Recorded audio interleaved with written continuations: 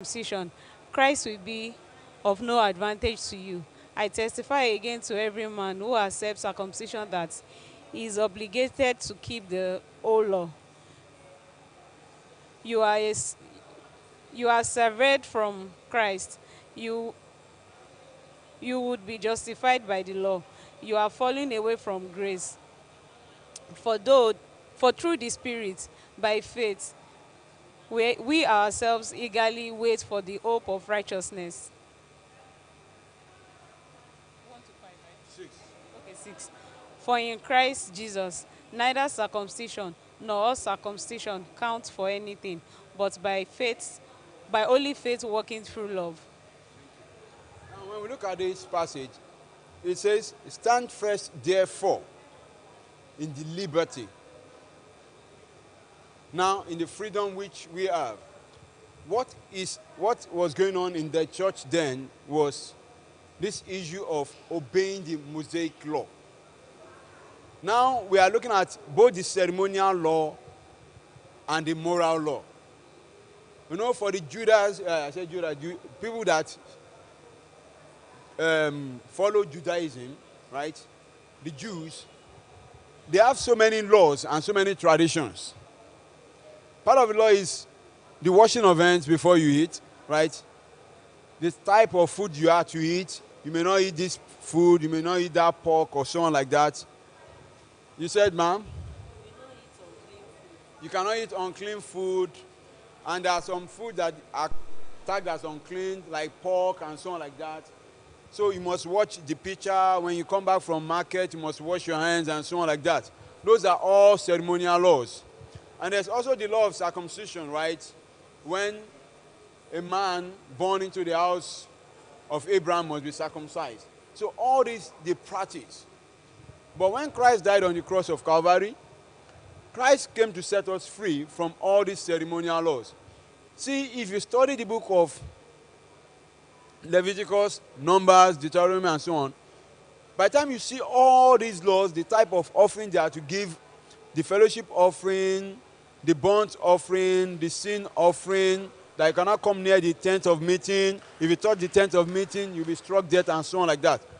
By the time you go through all those, you find out that no man, no single man can keep all these laws.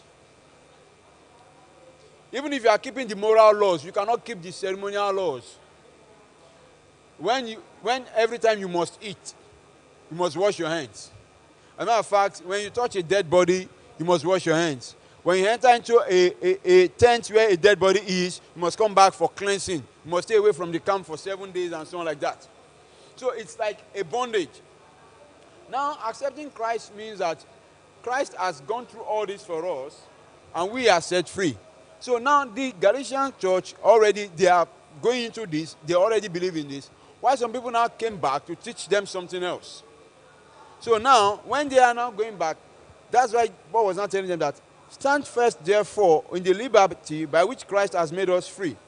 And do not be entangled again with a yoke of bondage.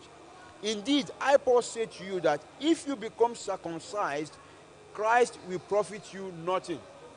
Now, what he's trying to say is, if we are now holding on to these laws, then of what use or of what benefit is Christ dying, or why did Christ die on the cross of Calvary? If we can save ourselves, if we can inherit salvation through the work of the law, right, through our own righteousness, then there's no need for Christ to die. So that's why it says, Christ will profit you nothing. If you are still holding on to this, all these laws, the law of circumcision. As a matter of fact, the circumcision is just a sign of the covenant of God with Abraham. It is not actually the law. It's just a sign that this is the sign to show that I and you, we are in covenant. We have this agreement. So it is not the main thing itself. But now we see people taking the sign as the major thing. Why it is just a sign? To show that I have, it's like myself and Emmanuel now, if you have a contract, then we sign on it, we have a paper that this is the document to show that we are in contract. We have this contractual agreement. And that's what God is saying by the circumcision also. But now they are telling everybody that before you can be part of God's kingdom, then every one of us must be circumcised. That is what the people in Judaism are preaching. And Paul is now making them to understand that no, it is not like that. If that is the case, then we do not need Christ to die for us on the cross of Calvary again. That's why it says, Christ will profit you nothing.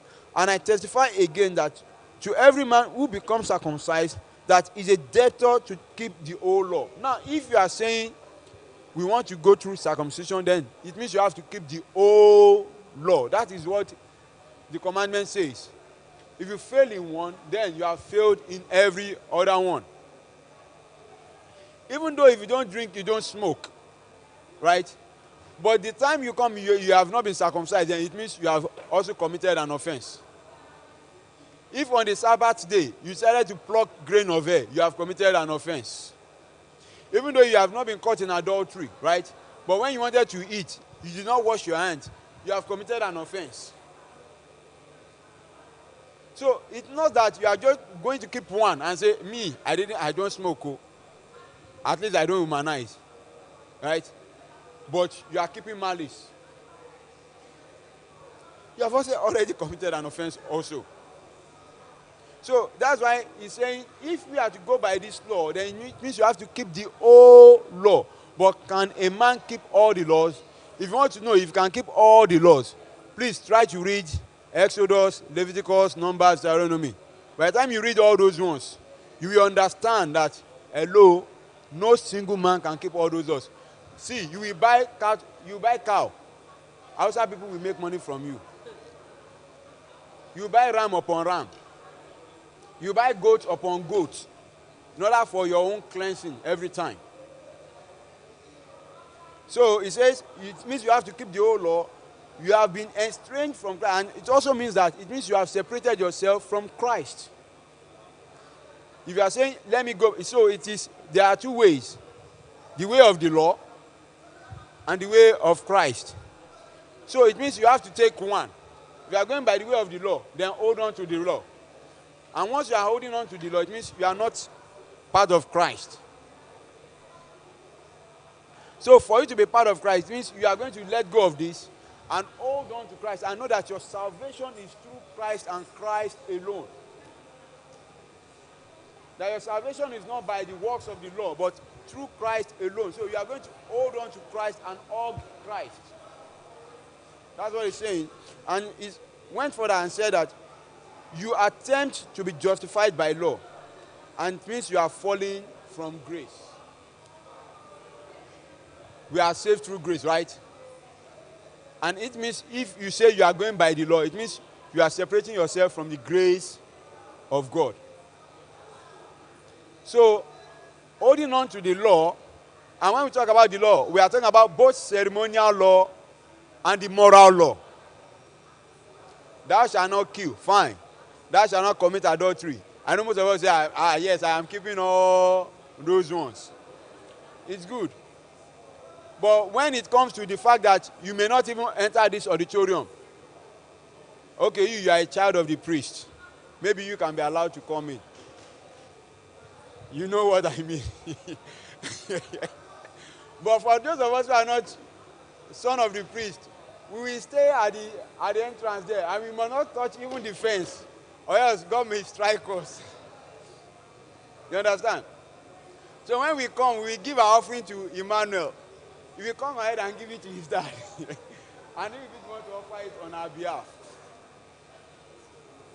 Would that be a good way to worship God? So, to worship God, we are... Who prevented you from obeying the truth? This persuasion did not come from the one who called